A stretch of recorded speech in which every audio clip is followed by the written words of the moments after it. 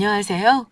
저는 30대 중반에 뒤늦게 인생의 행복을 찾은 기혼 여성입니다. 제 이야기를 듣고 저를 욕하시는 분들이 계실지도 모르겠지만 저는 처음부터 엄마의 딸로 태어나지 말았어야 했습니다. 그런 엄마라면 차라리 세상에 없는 게 나았을 것 같습니다. 그녀로 인해 전 인생의 대부분을 돈 버는 기계, 아니 노예로 살아야 했으니까요. 친엄마와 인연을 끊을 수밖에 없었던 제 기고한 사연을 들으신다면 모두 이해해 주실 거라 믿습니다. 어린 시절 저에게 기억나는 추억이라곤 엄마에게 잘 보이려 사랑받고 애쓰던 제 모습과 언제나 늘 남동생과 저를 비교하며 차별하는 엄마의 모습뿐이었습니다.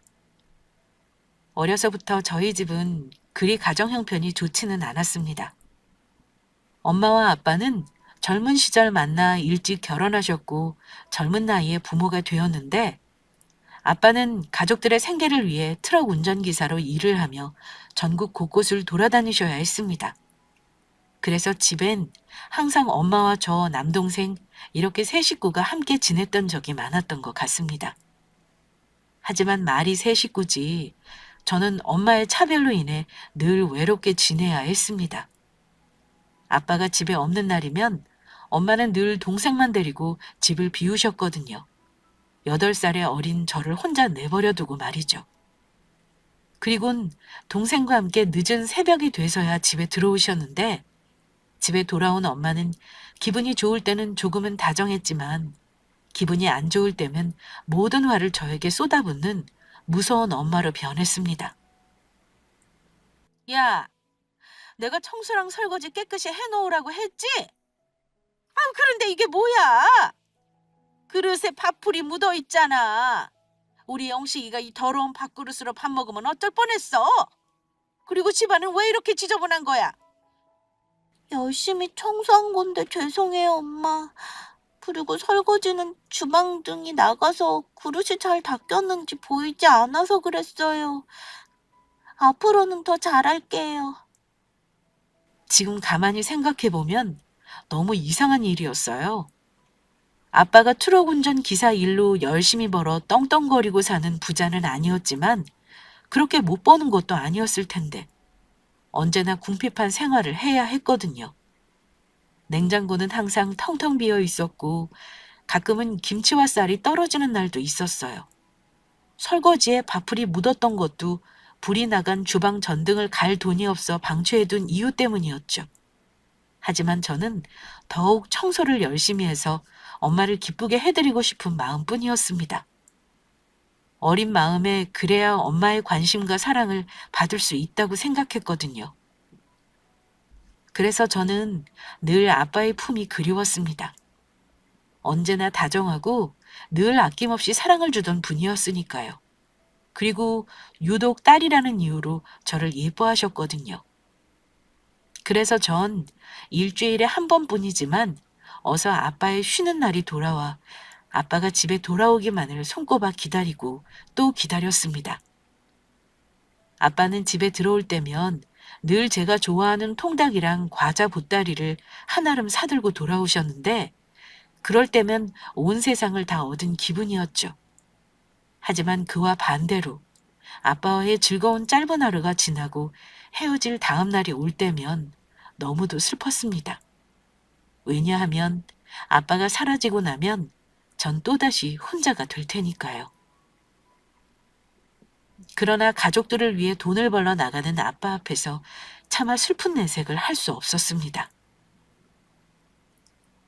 아빠, 조심히 잘 다녀오세요. 전화도 자주 주셔야 해요.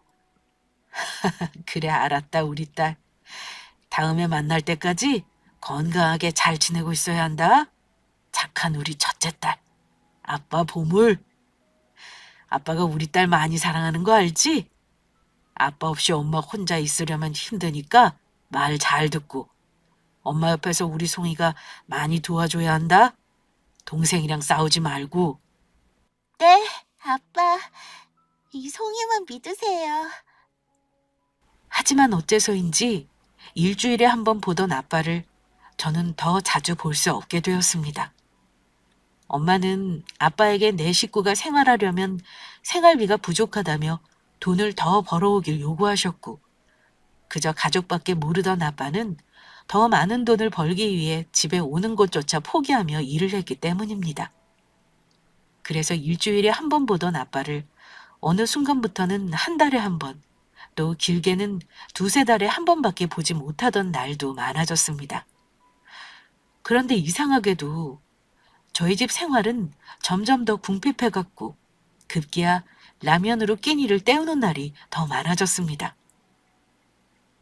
그렇게 시간이 흘러 고등학생이 되던 해에 저는 저희 집 형편이 왜 그렇게 어려워졌는지, 그리고 엄마는 동생을 데리고 왜 그렇게 집을 많이 비우셨던 건지 그 진짜 이유를 알게 되었습니다. 빚쟁이들이 집으로 쳐들어왔으니까요. 빚을 졌으면 갚아야 할 거 아니야? 당장 내 돈 갚지 못해? 남편이 트럭 운전기사라 돈도 잘 번다면서 큰소리 뻥뻥 치더니 내 돈을 언제 갚을 건데? 게다가 둘째 아이가 아프다고 하도 위급해 보여 빌려줬더니 다 도박하는 데 썼다며? 누가 그러는데? 내가 도박했다고? 거기서 영식이 엄마 본 사람이 있어? 영식이 꼬마일 때부터 들락날락거렸다며? 불법 도박으로 신고하기 전에 당장 내 돈 갚아! 그랬습니다. 엄마는 오랜 시간 동안 도박을 해왔던 것입니다. 빚쟁이들이 돌아가고 엄마는 저에게 애걸하며 부탁했습니다. 송이야, 제발 부탁이니 아빠한테는 비밀로 해주면 안 되겠니?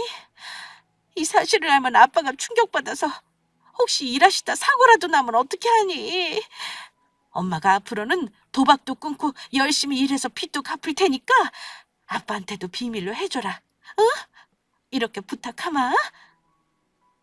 처음으로 약한 모습을 보이며 다정한 목소리로 제게 부탁하는 엄마를 보며 저는 차마 엄마의 그 부탁을 외면할 수 없었습니다. 가뜩이나 가족들 먹여 살리느라고 집에도 잘 못 들어오는 아빠를 보며 엄마의 일까지 신경 쓰게 해드리고 싶지 않은 이유도 있었고요. 알겠어요. 하지만 이번 한 번뿐이에요. 절대로 앞으로는 도박에 손대시면 안 돼요. 저도 학교 다니면서 아르바이트해서 엄마 빚 갚는 데 도와드릴게요. 정말? 그래 주겠니? 이 엄마한텐 우리 송이밖에 없다. 정말 고맙다. 고맙다, 송이야. 태어나 처음으로 들어보는 엄마의 진심이 담긴 칭찬의 말이었습니다. 저는 그렇게 엄마의 말을 철석같이 믿고 새벽에는 신문을 돌리고 저녁에는 패스트푸드점 알바를 하고 새벽에는 공부하며 학생이란 신분과 어울리지 않은 바쁜 나날을 보냈습니다. 그리고 결국 집안의 어려운 형편에 대학 진학을 포기해야만 했습니다. 힘든 형편에 저까지 대학에 가면 남동생을 대학에 보낼 수 없다는 이유에서였습니다. 동생은 남자이니 취직도 하고 결혼도 하려면 꼭 대학에 가야 한다며 늙으면 본인은 모실 사람은 남동생밖에 없다는 엄마의 강력한 주장 때문이기도 했죠. 공부를 못해 밑바닥에서 기는 남동생의 성적과 달리 저는 반에서 1, 2등을 할 정도로 성적이 좋은 편이었지만 말이에요. 그래서 좋은 대학에 가 대기업에 취직해 성공해서 가족들을 행복하게 해주고 싶다는 저의 꿈도 포기해야만 했습니다. 그렇게 저는 고등학교를 졸업하고 취업 전선에 뛰어들었고 앞날을 생각하면 기술직이 좋다는 주변 사람들의 말에 미용실에 취직해 일을 배우며 미용사 자격증 시험을 준비하게 되었습니다. 그리고 첫 월급을 받은 날 기쁜 마음으로 삼겹살을 사들고 집에 갔습니다. 하지만 엄마는 엄마에게 첫 월급을 내밀며 삼겹살을 사온 저에게 고생했다는 말 대신 그저 남동생의 숟가락 위에 삼겹살을 올려주기 바빴습니다. 우리 아들 요즘 공부하느라고 힘들지? 많이 먹고 힘내야 한다. 알았어. 그리고 엄마 조금만 기다려. 내가 성공하면 엄마 호강시켜줄게. 그리고 난 누나처럼 싸구려 삼겹살 말고 엄마한테 2 플러스 한우만 먹여줄 거야. 역시 우리 아들이 최고다 최고. 송이 너도 들었지? 2뿔 한우란다. 너도 네 동생의 판의 반만큼이라도 좀 닮아봐라. 호주산 소고기도 아니고 삼겹살이 뭐니 삼겹살이. 아니 저는 우리 집 형편에 소고기는 사치인 것 같아서 삼겹살도 맛있으니까요.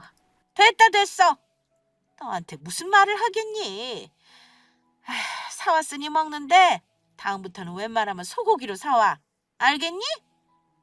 네, 엄마. 죄송해요. 저는 죄인이 된 기분으로 더는 아무 말도 못한 채 갑작스레 넘어가지 않은 삼겹살을 아무 말 없이 입에 꾸역꾸역 밀어 넣어야 했습니다. 그리고 그때 저는 다짐했습니다. 헤어 디자이너로 꼭 성공해서 엄마에게 인정받겠다고요. 그리고 그토록 엄마와 남동생이 외치던 투뿔 한우를 질리도록 배 터지게 먹게 해주겠다고요. 그렇게 집에서 천대 아닌 천대를 받으며 저는 성공을 위해 그리고 저희 집 빚을 갚기 위해 쉬는 날까지 미용실에 나가 추가로 일하며 밤낮 없이 자격증 시험 공부에 매달렸습니다. 그 노력 덕분인지 몇 개월 후 미용사 자격증을 따게 되었고 작게라도 제 샵을 차리는 것이 꿈이었던 저는 적은 월급이지만 엄마 몰래 월급에서 얼마를 따로 떼 돈으로 모았습니다. 그렇게 세월이 흘러 직장에서도 헤어 디자이너로 인정받으며 생활하던 중 저에게도 뜻밖의 기회가 찾아왔습니다. 슬슬 독립을 준비하며 미용실을 알아보던 중 목 좋은 자리에 급히 가게를 내놓은 곳을 발견한 것입니다. 나이 지긋하신 원장님께서 혼자 운영하시던 작은 가게로 은퇴를 고민하던 중 딸이 손주를 낳아 돌봐야 한다며 급히 가게를 처분하게 되었다는 것이었어요. 저는 그렇게 꿈에도 그리던 제 가게를 차리며 미용실 원장님이 되었습니다. 그렇게 남다른 센스와 성실함으로 조금씩 자리를 잡던 중 아주 우연한 계기로 저는 제 인생의 전환점이 될 큰 행운과 맞닥뜨리게 되었습니다. 유명 유튜버가 우연히 저희 샵에 들러 머리를 하게 되었는데 제가 해준 머리가 마음에 든다며 다시 한번 머리를 하며 방송을 하고 싶다는 것이었습니다. 그렇게 저는 유튜버가 하는 방송을 타게 되었고 저희 가게는 한마디로 대박이 터지게 되었습니다. 방송을 보고 연락한 손님들로 예약이 밀리며 혼자 일하던 저는 직원들까지 뽑아쓰게 된 것이죠. 그리고 몇 년 후 단골이셨던 분께 큰 투자를 받고 조금 부족했던 돈은 은행 대출을 받아 강남에 크게 미용실을 차리게 되었습니다. 어떻게 보면 남들과 다른 빠른 성공이었고 저는 가족들을 위해 열심히 사셨던 아빠를 이제 조금 편하게 해드릴 수 있겠다는 희망에 부풀어 있었습니다. 아주 잠시 동안 말이죠. 정신을 차린 줄 알았던 엄마가 또다시 사고를 치고 말았던 것입니다. 엄마에게 빚을 졌다는 빚쟁이들이 저의 미용실로 찾아왔던 것입니다. 그리고 전 빚쟁이들에게서 큰 충격적인 사실을 듣게 되었습니다. 알고 보니 고등학교 때부터 제가 알바를 하며 벌어온 돈으로 엄마는 빚을 갚은 게 아니었어요. 빚을 갚기 위해 일을 나간 척 저를 속이고 제가 번 돈으로 도박을 하며 다른 사람들에게도 계속 빚을 졌던 것입니다. 이봐, 아가씨도 알고 있었어? 아가씨가 고등학교 때 알바로 벌어온 돈으로 당신 엄마가 계속 도박하고 다닌 거. 예? 그게 무슨 말씀이세요?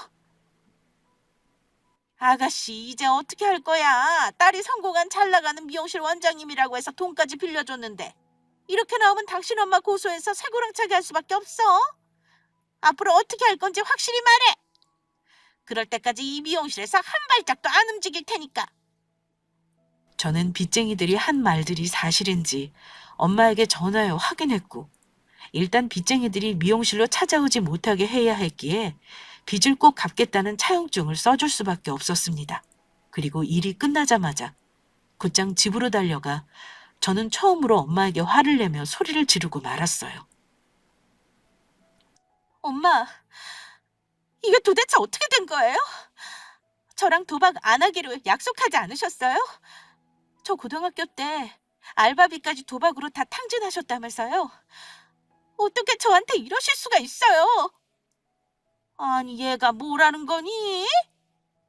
지금 이만큼 네가 잘 된 게 누구 덕분인데 어디서 함부로 짓거리는 거야? 뭐라고요? 말 맞다나. 너 그때 내가 취업하지 말고 대학 가라고 했으면 어쩔 뻔했니? 평범한 직장인밖에 터댔겠어? 내 말대로 취업해서 머리 배운 덕분에 가게도 차리고 강남의 유명한 미용실 원장님도 되고 이렇게 잘 나가게 된 거 아니야? 어디서 배은망덕하게 엄마한테 대들고 있어? 그깟 돈 얼마나 된다고? 이제 돈 좀 만지니 내가 우스워진 거니? 더는 군말 말고 영식이 대학도 가야 하고 하니 등록금 좀 마련해 와라. 요즘 대학 못 나오면 사람 대접도 못 받는 거 너도 알지? 대학 등록금이라뇨? 설마 그동안 영식이 등록금 한다고 모아두었던 돈도 다 쓰신 거예요? 하지만 저의 물음에 답한 사람은 다른 인물이었습니다.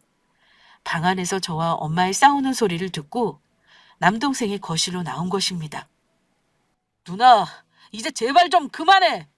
엄마가 그동안 우리 위해 얼마나 희생하고 살았는데 그래. 엄마도 아빠가 밖에 나가고 외로우시니 도박하신 거잖아. 그리고 누나는 미용실에서 돈도 금방 벌면서 왜 자꾸 앓는 소리야? 혹시 지금 내 등록금 내주기 싫어서 그래? 누나 성공하더니 요즘 변한 거 알아? 누나 혼자 호의호식하고 잘 사면 그만인 거야? 동생한테 쓰는 돈이 그렇게 아까워? 내 말은 그게 아니라 만약 나 대학 못 가면 다 누나 탓이야. 내 인생 망치면 다 누나 탓이라고. 전 너무 억울했습니다. 가족들을 위해 휴일 한 번 제대로 쉬지 못하고 팔다리 아파가며 열심히 살고 있는 저에게 이기적이라뇨. 그리고 호의호식하는 건 제가 아닌 엄마와 남동생이었습니다. 제가 벌어온 돈으로 값비싼 옷에 신발에 사실 그걸 감당하기에도 전 허리가 휠 것 같았거든요.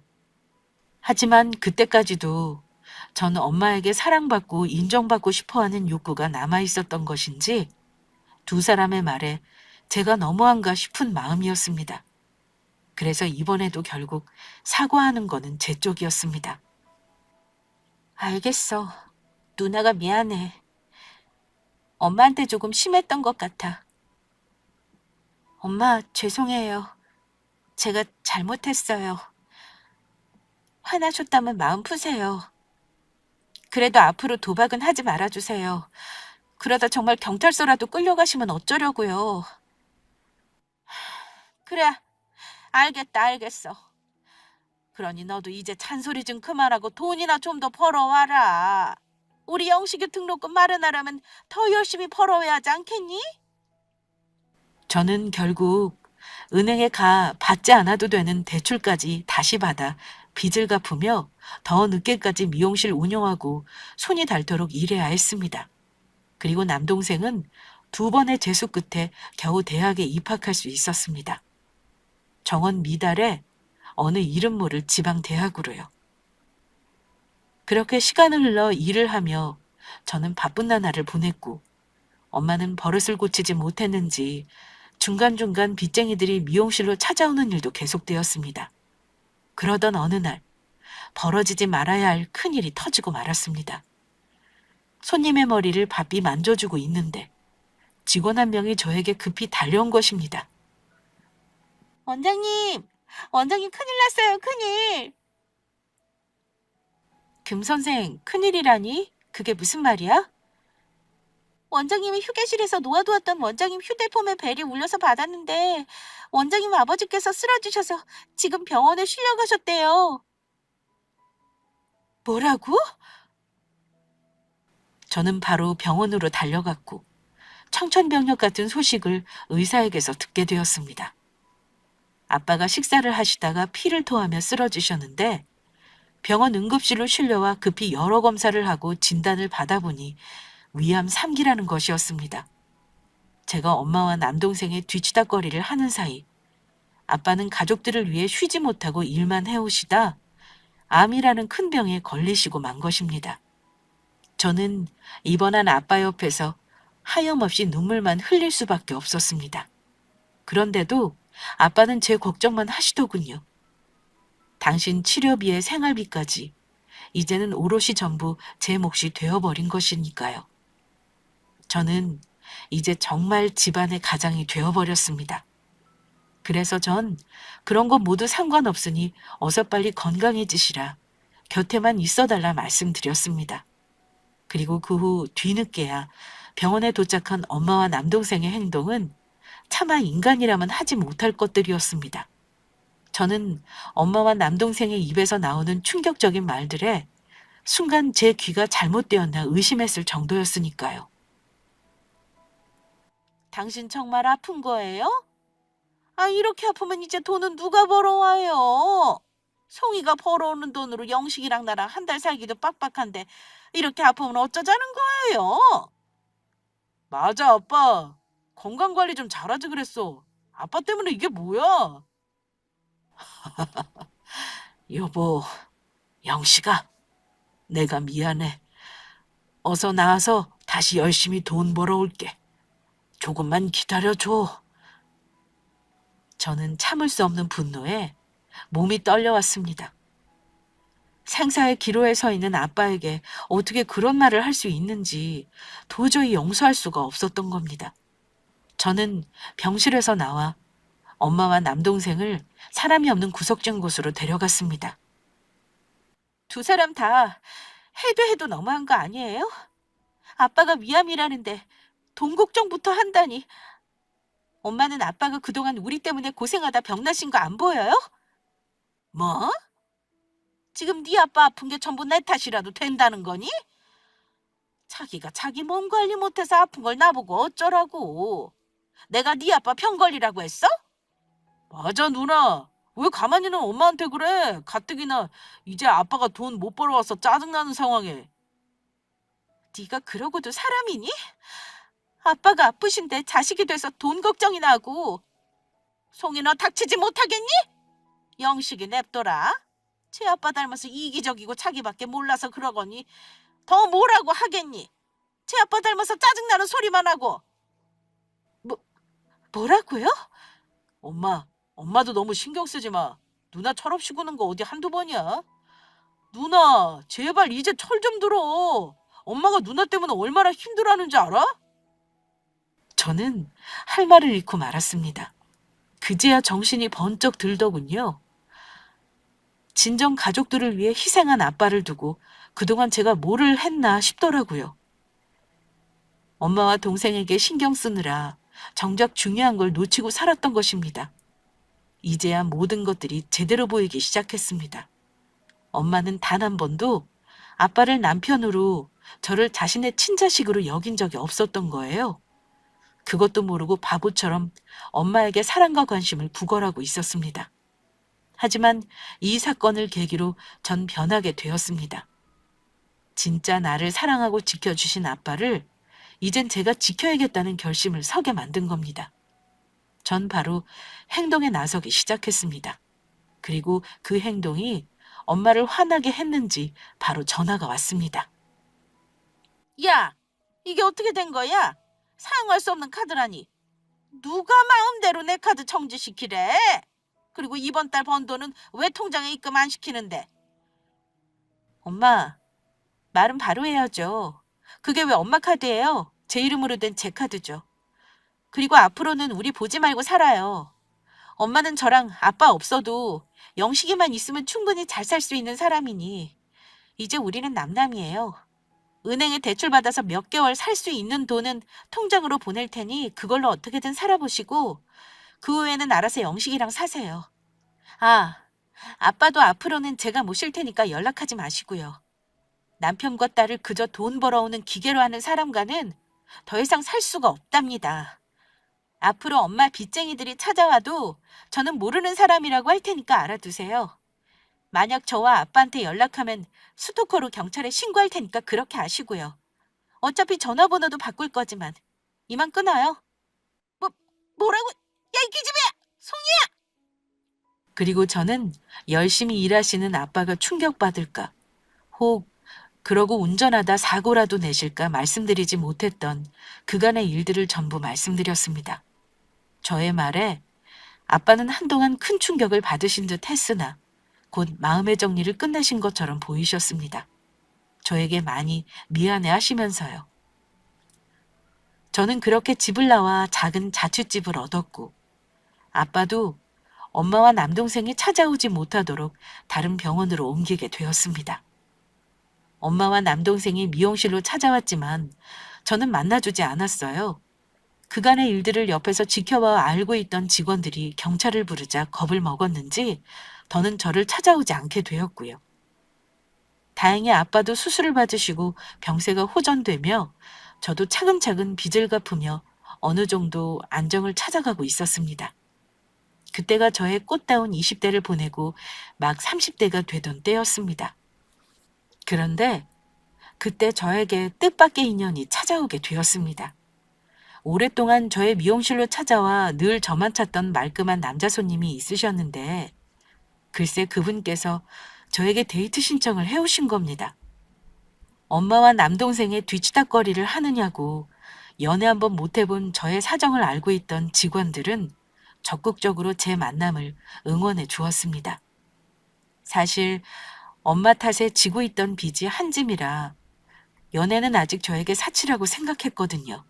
그런데 직원들이 절 설득하더라고요. 원장님, 믿져요 본전이니 그냥 한번 만나보세요. 차 한 잔 마시고 오는 거라 가볍게 생각하시면 되는 거잖아요.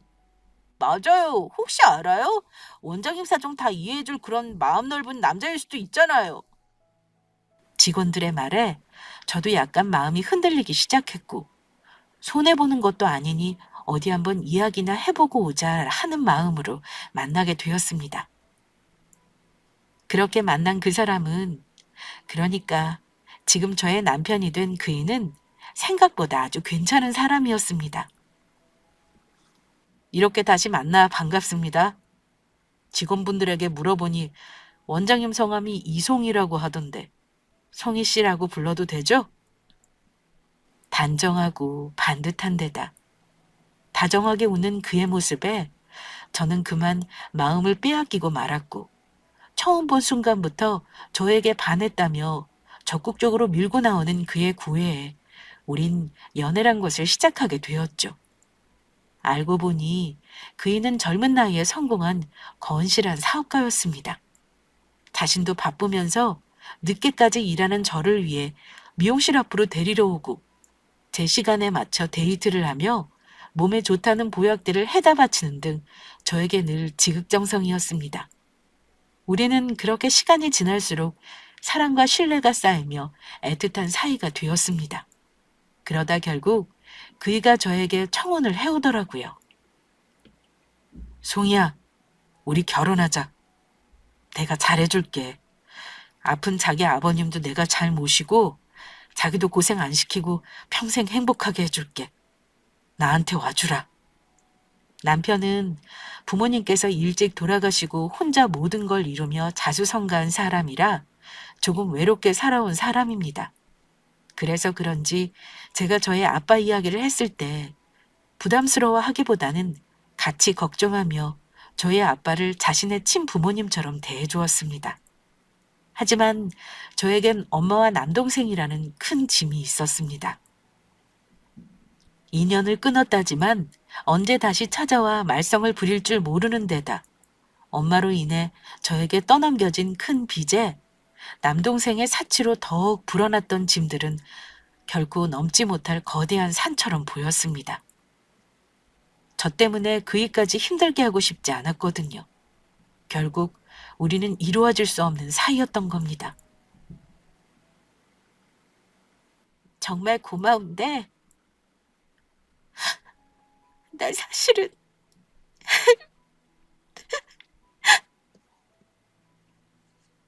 저는 엄마와 남동생에 대한 이야기를 그제야 전부 그이에게 털어놓을 수 있었습니다.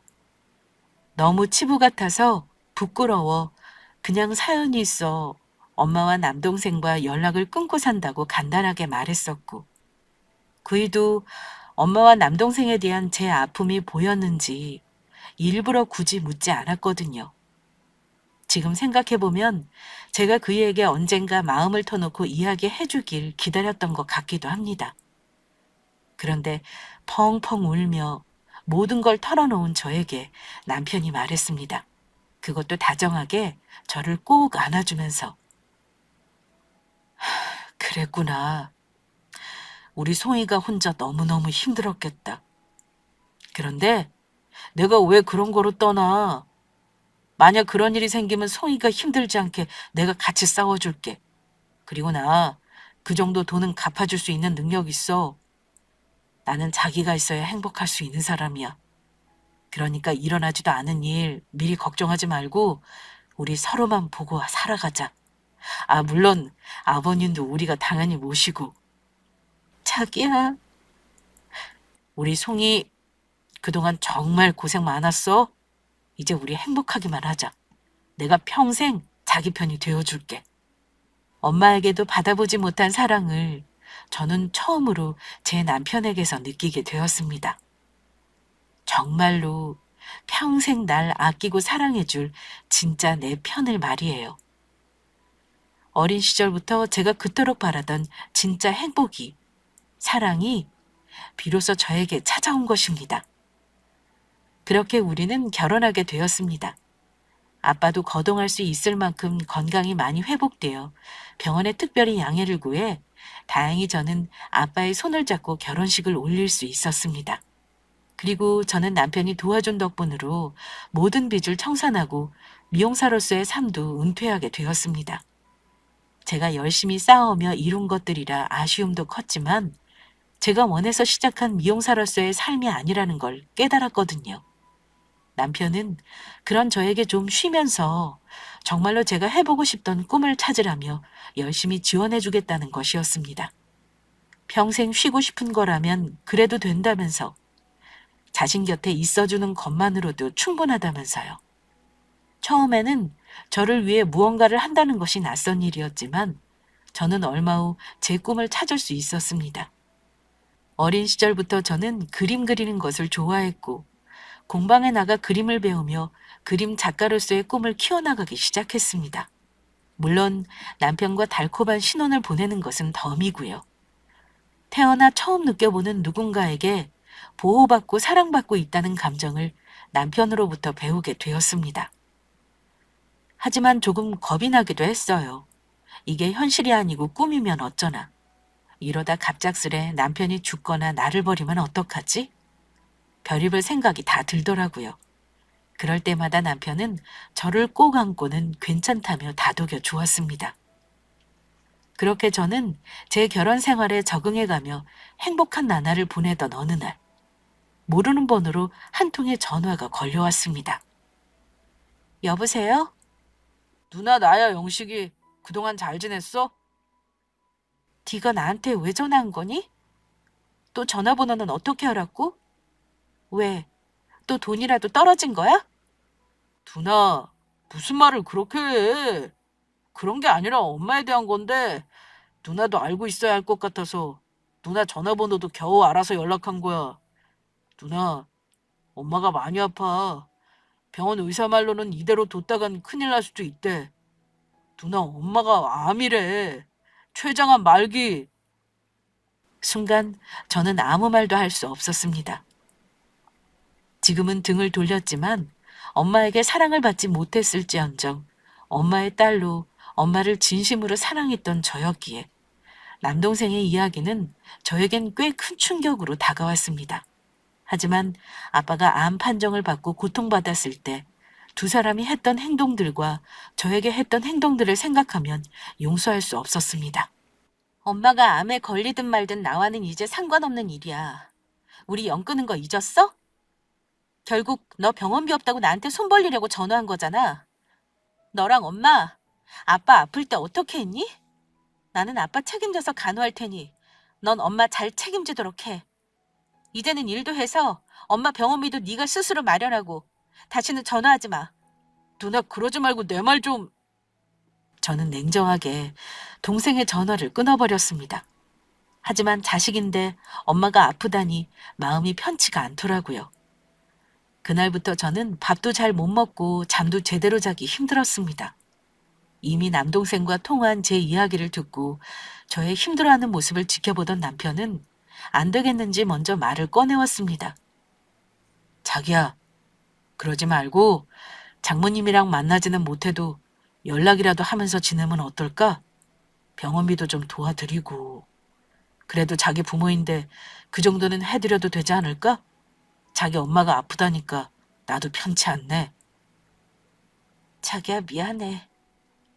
나도 이런 모습 보이고 싶지 않았는데 동생한테 화풀이하듯 그렇게 말하면 속이 시원할 줄 알았는데 엄마가 아프다고 하니 나도 모르게 자꾸 마음에 걸려. 그런 사람도 엄마라고. 울지 마. 그만큼 자기가 따뜻한 사람이라는 증거니까. 우리 용서는 못해도 더는 미워하지 말자. 그럴수록 자기만 더 힘들어지니까. 그냥 우리가 해드릴 수 있는 건 조금씩 도와드리자. 응? 자기야. 자기야, 고마워. 그렇게 해서 저는 저에게 걸려왔던 남동생 전화번호로 전화를 걸었고 저희 부부가 해줄 수 있는 최소한의 것들만 해드리기로 마음먹었습니다. 엄마와 직접 통화는 못하더라도 일부 병원비와 동생에게 엄마에 대한 소식을 전해 듣기로 한 거예요. 그러던 어느 날 저는 엄마와 통화를 하게 되었습니다.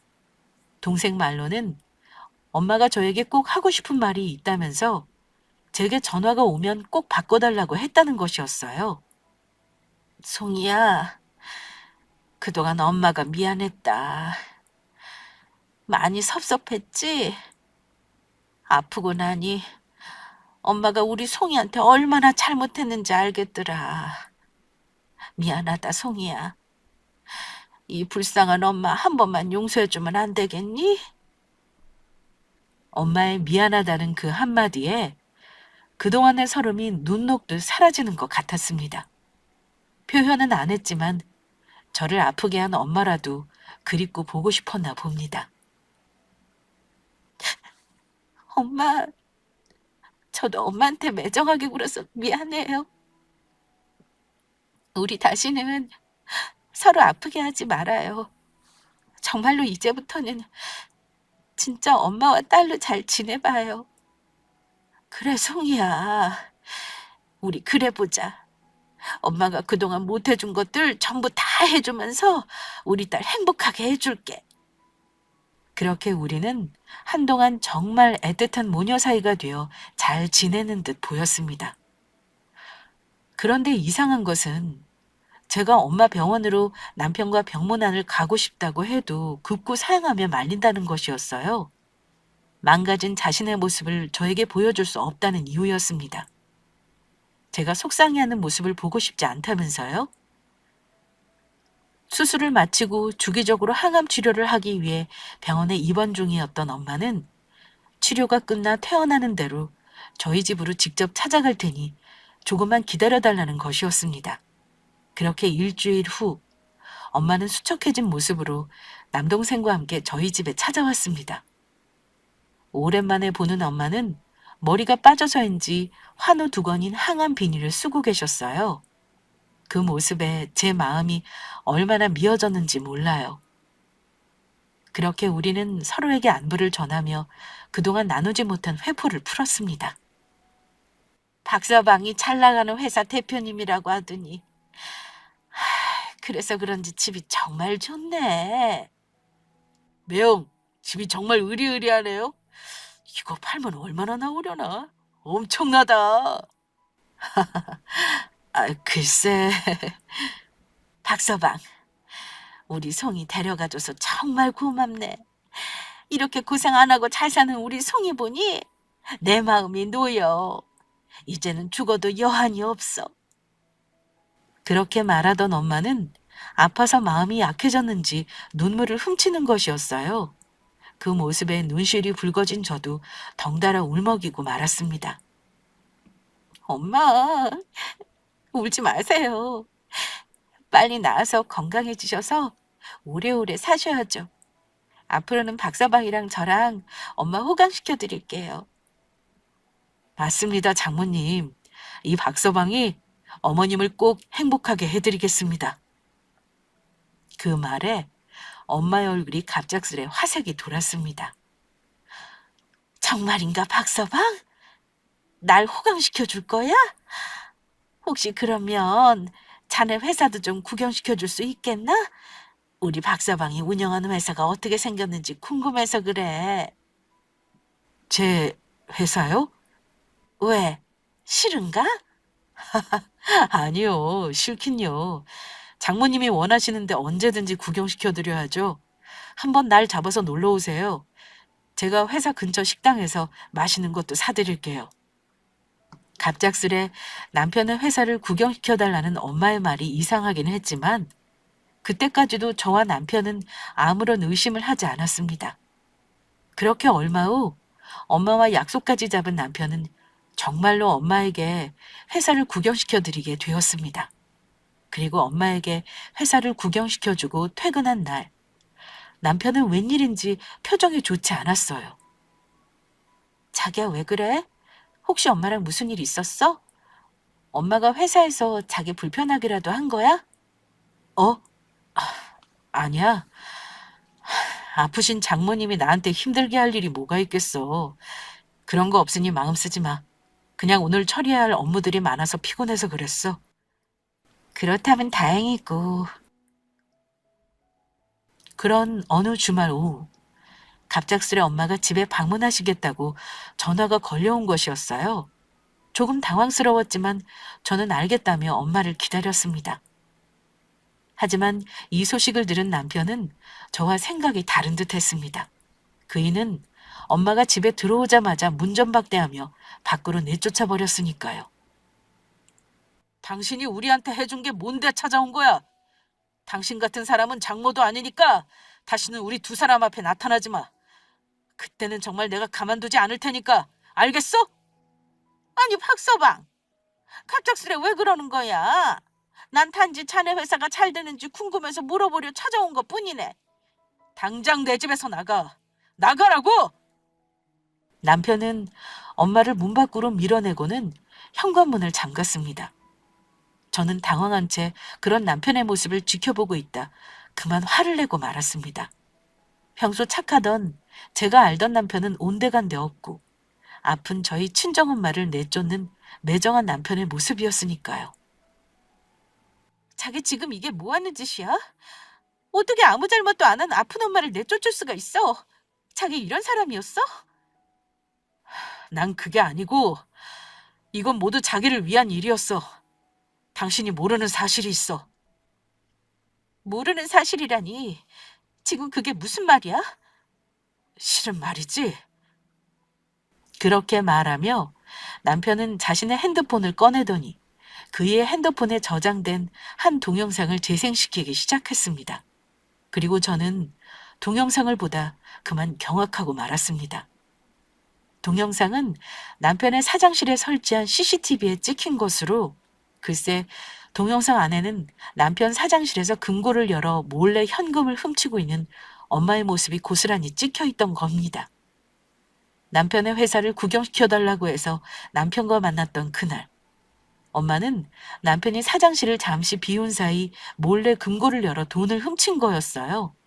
CCTV는 음성 녹음 기능까지 있던 것이라 엄마와 남동생이 공모해 처음부터 남편의 돈을 노리고 접근했다는 사실까지 알게 되었습니다. 영식아, 네 말대로 다시 네 누나한테 연락하길 잘한 것 같다. 박서방 금고 안에 아주 현금이 넘쳐나는구나. 얼마 훔쳐간다고 해도 모르겠어. 모매형한테 물어보지 않고 비밀번호는 어떻게 알았냐고? 송이한테 흠뻑 빠져있는 것 같더니 송이 생일 들으니까 금세 열리더구나. 한동안 우리 생가비는 걱정 안 하면 살 수 있겠다. 사업을 하다 보면 급히 자금을 융통해야 할 일이 있어 남편은 현금을 사장실 금고에 어느 정도 보관해두고 있었습니다. 그 돈을 엄마가 남동생과 공모해 훔친 거였습니다. 그 후 남편은 엄마가 아프다는 것이 의심스러워 뒤를 캐보게 되었는데 아프다는 것도 전부 거짓이었습니다. 저를 속이려 일부러 항암 비니까지 쓰고 아픈 척 연기를 했던 거예요. 남편과 제가 병원을 찾아간다는 말에 반대했던 것도 거짓말이 들통날까 그랬던 것이고요. 저는 끝끝내 저를 기만한 두 사람을 도저히 용서할 수 없었습니다. 자기야, 미안해. 그것도 모르고 당신에게 화를 냈어. 아니야. 나도 끝까지 숨기고 싶었는데 사장실 금고까지 털어놓고 다시 나타나지 않을 줄 알았던 장모님이 뻔뻔하게 다시 우리한테 전급하니 참을 수가 있어야지. 사실 경찰에 신고할까 고민도 해봤는데 당신이 알게 되면 상처받을까 봐 나 혼자 묻고 가려 했던 거야. 정말 미안해. 내가 뭐라고 할 말이 없어. 엄마와 남동생을 믿은 내가 바보야. 자기야, 다시는 장모님이 우리 찾아오지 못할 거니까 똥 밟았다 생각하고 그만 있자. 곧 태어날 아버님 잘 모시면서 우리끼리 행복하게 살자. 아니야, 그렇게는 안 돼. 이번만큼은 절대 용서할 수 없어. 자기는 나만 믿고 기다리고 있어. 이번만큼은 아주 매운맛이 뭔지 보여줘야겠어. 저는 다음 날 바로 엄마와 남동생을 커피숍으로 불러냈습니다. 그러자 엄마와 남동생은 저를 만나자마자 자신들의 잘못을 뉘우치는 것이 아니라 피해자인 양 연기를 하며 저와 박서방의 사이를 갈라놓으려 하는 것이었어요. 우리 딸 잘 지냈어? 우리 딸도 봤지? 박서방이 엄마한테 하는 짓을. 어떻게 나한테 그럴 수 있니? 맞아, 누나. 나도 엄마한테 들어서 알았어. 매형 좋은 사람인 줄 알았더니 정말 나쁜 인간이야. 엄마 내쫓고. 누나 그러지 말고 매형이랑 이혼하는 게 어때? 어차피 이혼하면 매형 잘 사니 위자료도 두둑히 받을 테고 그 돈으로 우리 세 식구 행복하게 살자. 그래, 송이야. 영식이 말대로 그렇게 하자. 두 사람의 말에 저는 빙그레 웃으며 고개를 끄덕여 주었습니다. 그래, 우리 세 식구 행복하게 잘 살아야지. 제 말을 어떤 뜻으로 받아들였는지 엄마와 남동생은 반색하며 아주 신이 나 있었어요. 그렇지? 이혼할 거지? 엄마가 아는 변호사 있으니 소개해주마. 위자료도 아주 투둑히 받아달라고 할게. 앞으로는 송이, 나, 그리고 우리 영식이 이렇게 셋이 행복하게 살자. 누나 정말 잘 생각했어. 이제야 우리 누나 같네. 누나도 이제 좀 철이 드나 봐. 아니, 그런데 두 사람 지금 무슨 말을 하는 거예요? 제가 말한 세 식구는 나랑 내 남편 그리고 아빠인데 남편이 사장실 비웠을 때 돈 훔쳐가면 모를 줄 알았어요? 최순자님? 뭐, 최순자? 어디서 버르장머리 없이 엄마 이름을 함부로 부르고. 너 지금 엄마한테 그게 무슨 말버릇이니? 엄마는 무슨 엄마. 어느 엄마가 사위 돈을 훔쳐가. 그것도 딸한테 아프다고 사기까지 치면서.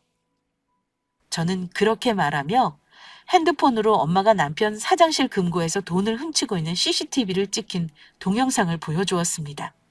거기에는 남동생과 통화하는 엄마의 목소리까지 생생하게 담겨 있었습니다. 보이시죠, 최순자님? 그리고 최순자님 옆에 앉아 계신 제 남동생이라 우기는 남자분. 아니, 이건 언제 찍힌 거야? 엄마, 내가 그러게 조심해서 하라고 했잖아. 저는 자리에서 벌떡 일어나 말했습니다.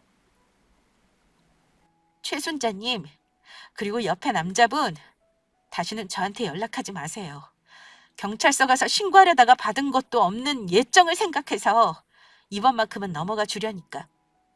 그런데 만약 다시 한번 우리 세 식구 앞에 나타나거나 괴롭히면 그때는 사위 돈 훔친 장모로 동영상이나 인터넷이랑 뉴스에 뿌려지게 될 거예요.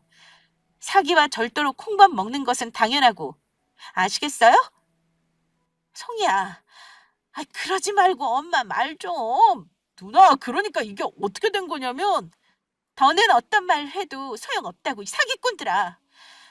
너희들은 사람도 아니야. 짐승보다 못한 것들, 이 쓰레기들아. 저는 바로 자리를 박차고 나왔습니다. 그렇게 화내는 저의 모습을 처음 보고 놀란 것인지 아니면 생각지도 못한 범죄 현장의 증거에 겁을 먹어서인지 그 후 두 사람은 저희 부부 앞에 다시는 나타나지 않았습니다. 그 후에 어떻게 됐냐고요? 엄마와 남동생의 일이 있은 후 저희 부부 사이는 더욱 돈독해지며 누구보다 행복한 나날을 보내고 있습니다. 오롯이 저만 아끼고 사랑해주는 남편을 어찌 사랑하지 않을 수 있겠습니까? 그리고 암 치료 후 5년이 지나야 완쾌 판정을 받을 수 있다지만 다행히 아빠도 건강해지셔서 퇴원하여 저희 부부와 함께 지내고 계십니다. 따로 모셔도 된다고 제가 말했지만 꼭 아버님을 모시고 살고 싶다는 강력한 남편의 주장으로요. 불과 몇 년 전의 일로 비록 이제는 떠올리고도 싶지 않은 지난 일이지만 이렇게 여러분들과 함께 한 번쯤은 제 이야기를 나눠보고 싶었어요. 살다 보면 정말 말도 못하게 힘들고 아플 일이 일어날 때도 있지만 진짜 내 가족, 내 사람이 곁에 있다면 그 어떤 고난도 함께 이겨낼 수 있다는 사실을 말씀드리고 싶었습니다. 우리 모두 가족의 소중함을 잃지 말자는 생각과 함께 말이죠.